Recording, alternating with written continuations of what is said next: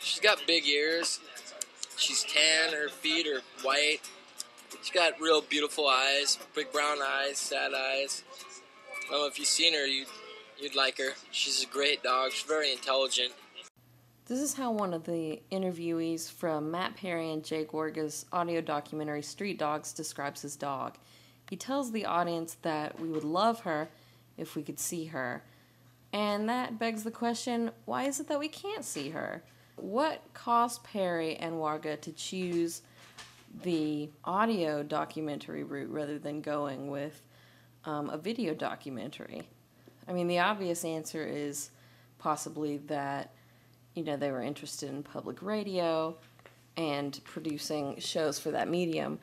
But I kept wondering throughout, especially the descriptive portions of this audio documentary, why it was that they didn't choose to visually show these homeless individuals and their dogs.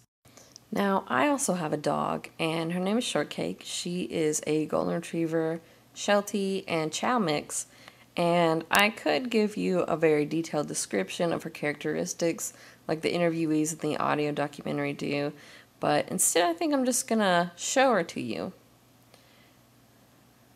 So, there she is. She's pretty cute, right?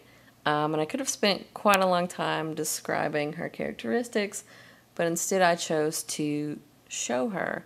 And I feel like reading Dybert's work on medium theory really caused me to think about the choice of medium in a different way. I know he's talking about the development of technology on a macro level and the influence that has on society and vice versa. But I was thinking more about form and content as far as the rhetorical strategy involved in selecting a medium for a documentary like this. And I was thinking about the summary that we get of McLuhan's sensory classifications, the oral society, living in an ear culture versus print being a culture of sight.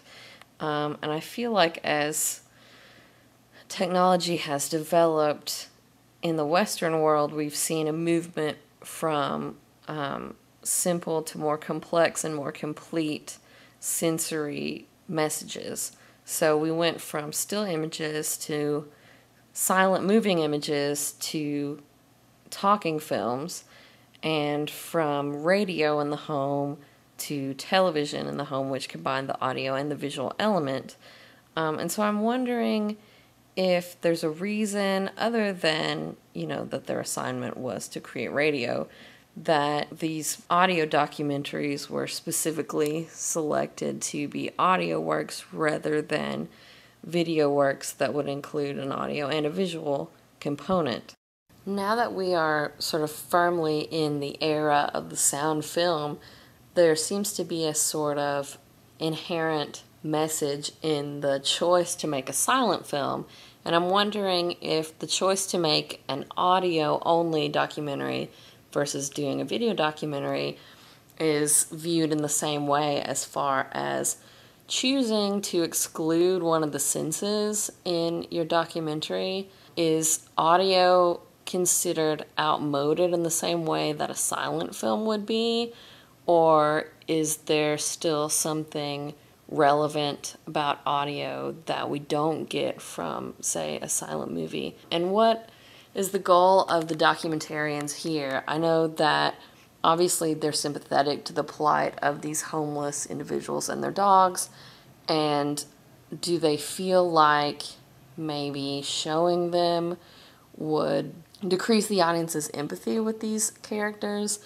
I mean, if we see them in a sort of seedy-looking situation, is it better to just hear their voices and to be able to connect on an audio level rather than to see maybe the squalor that they and their dogs live in?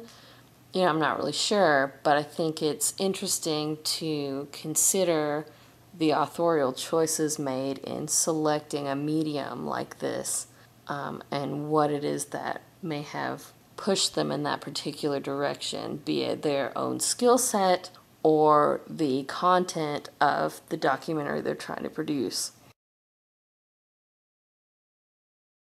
Good girl.